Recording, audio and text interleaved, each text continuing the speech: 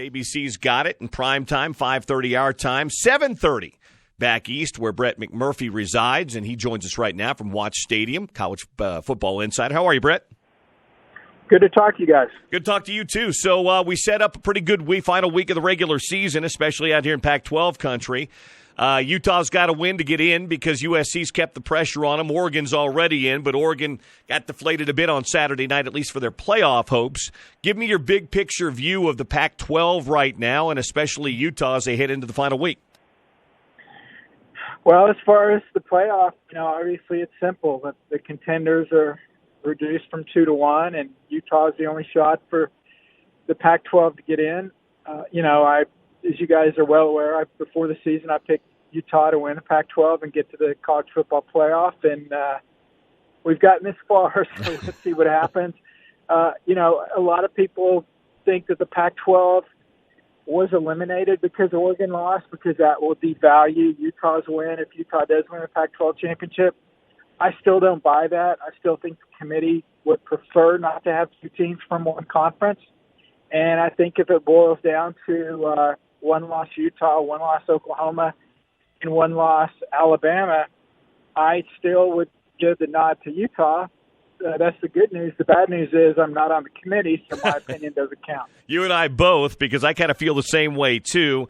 If Utah wins out, I don't think that Oregon will get dropped terribly far. I think they'll be out of the top 10, probably in that 12-13 range.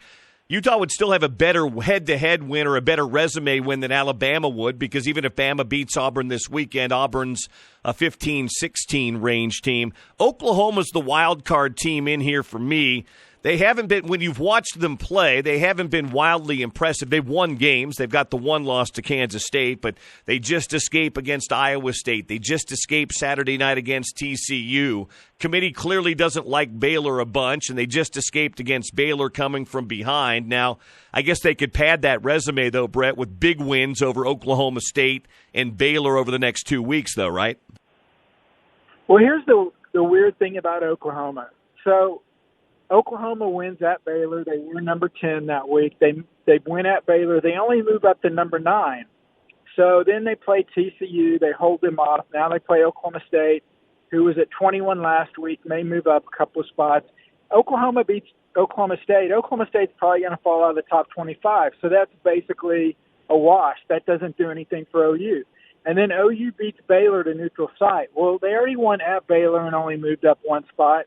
So I don't see how Oklahoma would jump Alabama or even Utah for that matter. But on the flip side, if those three teams, Oklahoma, Alabama, and Utah, all finish with one loss, and Oklahoma does not make the playoffs, they will be the first team in the 6-year history of the college football playoff that had more top 25 wins than a team in the top 4 in the same number of losses and did not get in. Because based on the top 25 final rankings, Oklahoma will have either 3 or 4 top 25 wins, and the most Alabama and Utah can have is 1 each. So it's weird unless the committee all of a sudden jumps Oklahoma up a few spots this week. But up to this point, they really haven't valued their resume, even though they have more top 25 wins than both Alabama and Utah. And if that's the case, then in case they just totally flip their opinion on OU and take a step back and say, hey, wait, guys, we've ranked them too low. They're going to have 3 or 4 top 25 wins. They need to be ranked higher. Then I think OU's out of the mix, and then I think it comes down to Utah and Alabama.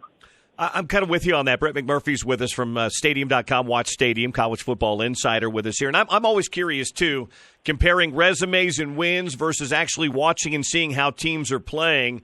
You've seen Utah really round into form as this year's gone along, 7 in a row, offensively and defensively, very balanced, an elite defense in college football, an All-American caliber quarterback and running back this year. Oklahoma's fantastic, but they are a one-sided team. Alex Grinch has not made a huge impact on them defensively, at least statistically, and Alabama's down to Mac Jones, and I wonder how much they value Mac Jones and what he's able to do as a backup quarterback versus not having, versus a Tua Tagovailoa. I'm very interested in how the committee sorts all this out. Obviously, neither you or I will be in that room, but to me, there's so many factors, and the fact that it's not computers and that it's human beings makes me feel a little bit better about the process.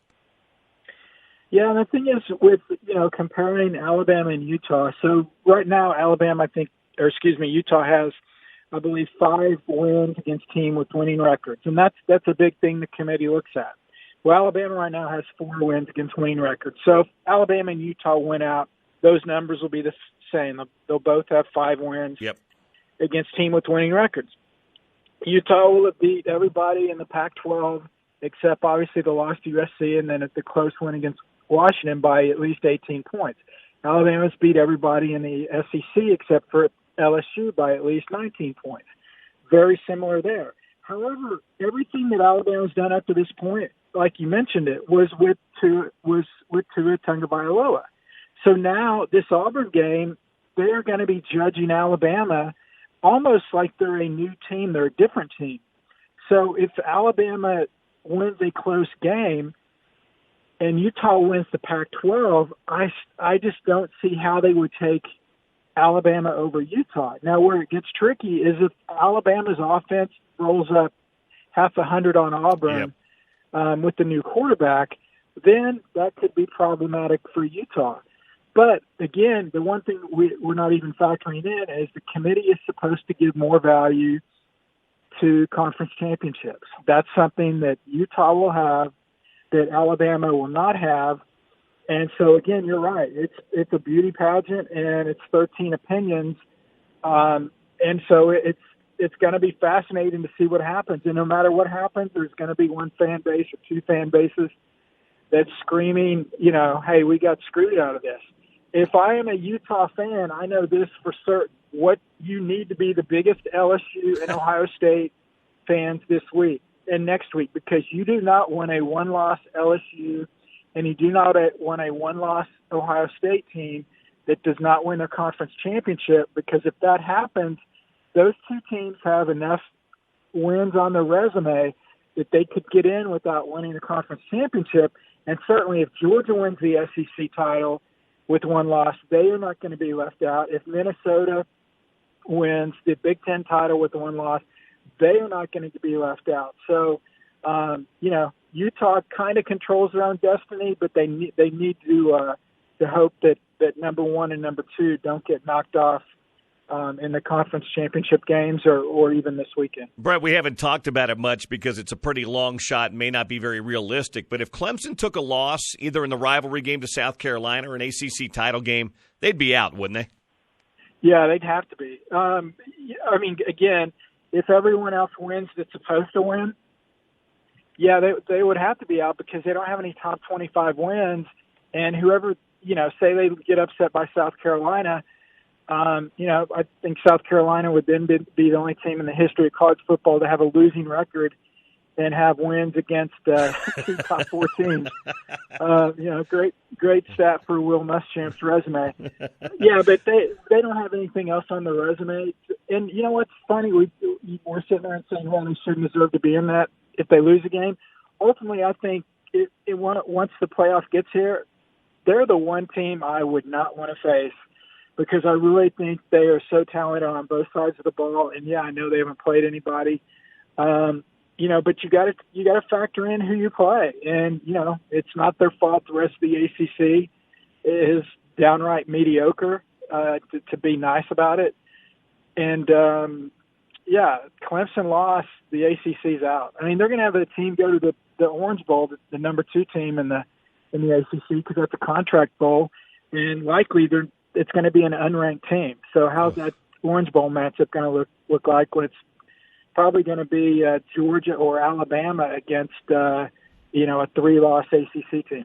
A moment or 2 more with Brett McMurphy here on the Bill Riley Show. All right, looking at this weekend, handicap Auburn, Alabama, and then Bedlam a little bit for me too.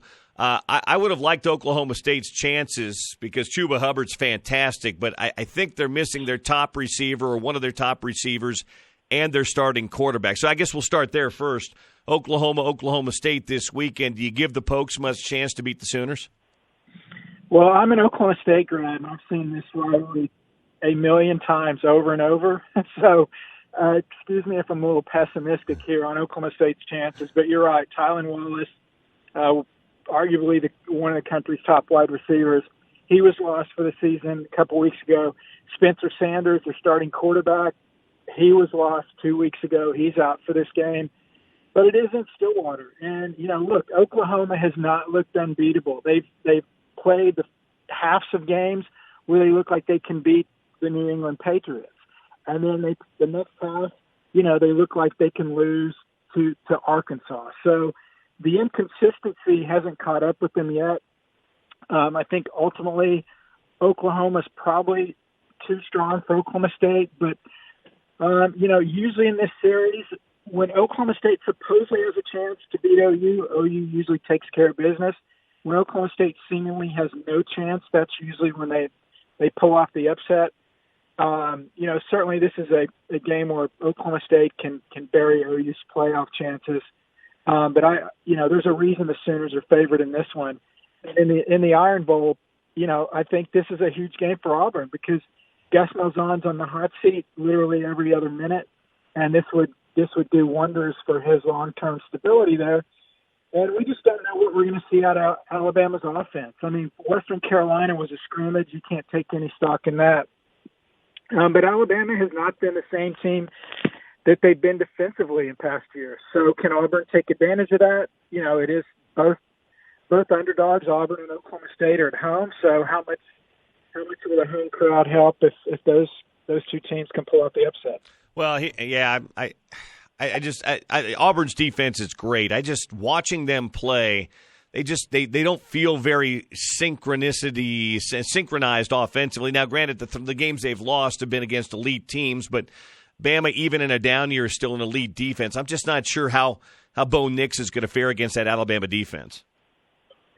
Well, I mean, Gus wants to run the ball as much as possible, and that's what he'll try to do. And I think the Auburn-Georgia game was kind of a preview of what we're going to see with this Alabama game. I mean, Auburn has one of the best defensive lines in the country, and so they'll hope to put pressure on Mac Jones and try to slow down Alabama's wide receivers. But I mean, look, from the kick six to everything else that's gone on in that series. Home field means a great deal in that, and the fact that Auburn's basically, not that they don't have anything to play for, but they're a long shot to get in a New Year's Six bowl, and quite frankly, I think for some schools outside of the Big Ten and Pac-12, getting to a New Year's Six bowl doesn't have the same meaning as going to the Rose Bowl. So it's not like they'll say, "Hey, let's win this so we can go to the Cotton Bowl." But more importantly, they can ruin Alabama's season, and I think that will play a lot into it. And Gus has done fairly well against Saban. Obviously, he plays him every year. He's got, I think, the second most wins against Saban as any other coach. Part of that, again, he gets to face him every year. So I think this should be a close game. But if Alabama wins convincingly, that's certainly not going to help Utah's playoff hopes if the Utes go on to win the Pac-12. Well, Utah's got to take care of Colorado, and then they've got to take care of Oregon, and Oregon's still playing for a Rose Bowl berth, too. So a lot of football to go. Brett, thanks as always. Good catching up with you.